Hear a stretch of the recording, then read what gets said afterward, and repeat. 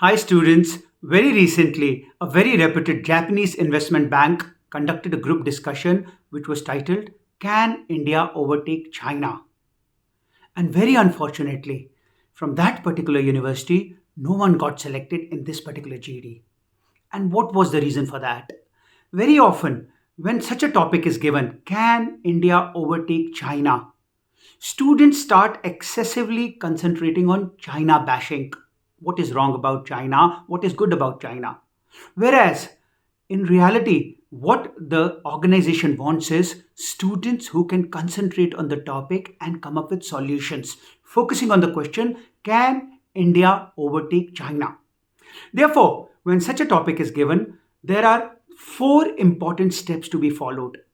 First important step is be very specific as to what is the question you are answering. So, when we talk about can India overtake China, are we talking economically, geopolitically, in terms of exports, in terms of global reputation? So it's important to interpret the question right in the beginning, and maybe the initiator could always say that we are going to focus on economic comparison of India and China. Once you have presented the opening context, you need to briefly explain where do the two nations stand today. That becomes step one, interpreting and setting the context. Step number two is therefore followed by what we call as a SWOT analysis. You compare the two nations, that what are the strengths of China, what are the strengths of India, what is it that the two nations differ in. And by establishing this context, you can thereafter move on to step three, which is the points to change. So you may talk about how India may need to work on faster policy making, building up the infrastructure, building a greater geopolitical clout which can help us economically. And finally, the last and most important point is coming up with a logical summary. A summary on this kind of a topic may eventually focus on what is it that India must do to grow better. And of course, never forget to give a proper answer whether Indian economy can overtake China or not. Leaving that in limbo can cause you your seat in that group discussion round. So let me give you a small demonstration. So if you decide to become the initiator, you could initiate the GD by saying, "Hello friends, I welcome you all to this very prestigious group discussion being conducted by the Japanese investment bank on the theme of can India overtake China?" Now, let us focus on this topic by talking about economy. And we could probably thereafter discuss can Indian economy overtake China. So let me set the stage over here by giving you certain basic statistics. Indian economy, give or take, is roughly $3 trillion right now, and China is close to 16 to 17 trillion dollars depending on the statistics. So more or less, India is 5 times smaller than China, and that therefore sets the context. Another thing which I like to tell all the group members is that India is expected to grow more or less in the ballpark range of 7 to 8%. And China, even after slowdown, is expected to grow at 5 to 6%. Therefore, the differential growth rate between the two nations as of now is forecasted to be at best 1 to 2% per annum.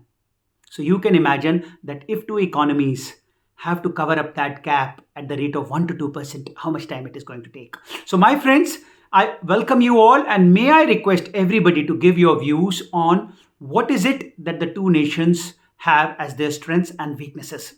Now, this is the initiator who has given an unbiased context and not decided to present a very clear view that India can beat China or India cannot beat China.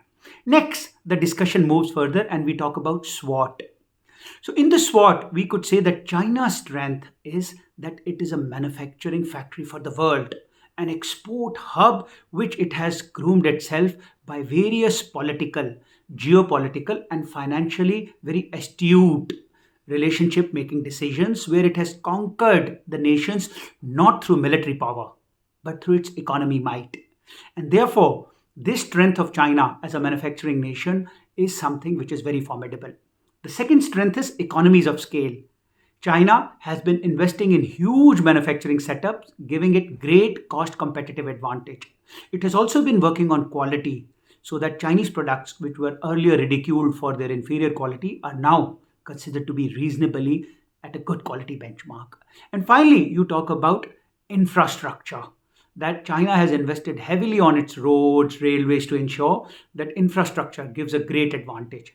And you may hear talk about the communist system of very decisive, even authoritative governance as a benefit when it comes to strategic investment decisions because there is no dilly dallying. You take a decision and then you go ahead implement.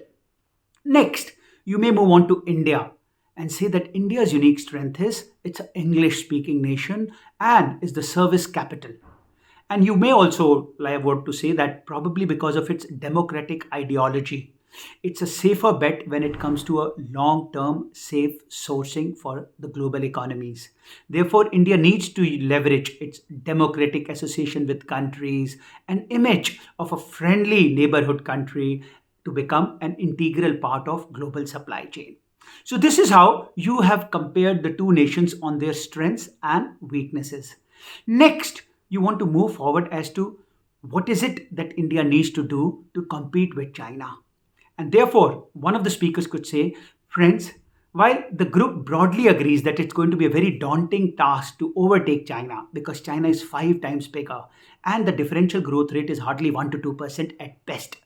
However, our group would therefore like to give some advice and recommendation to the government as to what is it that India could do better. And the three important areas of advice could be number one, investment in infrastructure. Number two, strengthen the export basis by schemes like PLI or export incentivization. And number three, you build a very powerful geopolitical cloud and leverage free trade association investment by global countries to develop India as an integral part of global supply chain. And after this, another member could finally summarize or conclude by telling the action points. So somebody could say, well, while we do realize that overtaking China economically is not an easy task, however, self improvisation is always an option. So India should focus on three specific things. Number one, the government has already launched the PLI scheme. However, it must be expanded beyond 13 sectors and its financial scope should also be expanded so that more and more global manufacturers decide to come and manufacture in India because India can't aspire to compete with China if it's merely a service hub. It needs to become a dominating manufacturing producer too. The second step would be for government to generate private and public sector participation, overseas investment on infrastructure.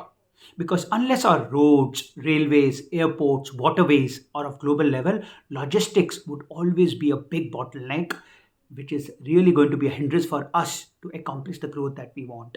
And the third and most important thing which the government must do is a liberalized structure where India is more deeply integrated with global economies so that FDI can flow in freely. So opening up some non-core sectors and allowing greater liberalization by sectors which are not politically or geopolitically sensitive is something that the government must do. So at this juncture, someone must summarize. And summary needs to be a neutral presentation of what was discussed. So in the end, somebody could summarize and say, thank you, friends. Please allow me to summarize the group discussion. We have had a very vivid and meaningful discussion. And to summarize it, I would like to say that the group largely agreed that it may not be possible for Indian economy to overtake China anytime in the near next few decades because the gap is 5 times and differential growth rate is hardly 1 to 2%. However, in order for India to continue to grow, China becomes a benchmark from which we can learn and do the things which China did even better. So the group focused on three unique strengths which India must play. Number one, a friendly democratic image to seek alliances with nations with similar ideology. Number two, work hard to leverage services, but at the same time, develop India as a manufacturing hub. And number three, make India a more welcoming destination for overseas investment. So long as we do that, well, we will definitely be walking neck to neck with China when it comes to our growth rate and eventually a few decades later may be able to overtake China.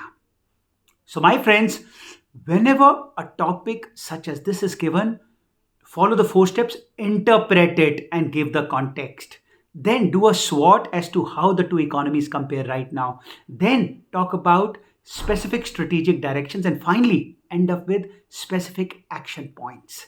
Follow this technique, and I hope you will surely succeed at your group discussion. Now, if you like this video, please press the click button.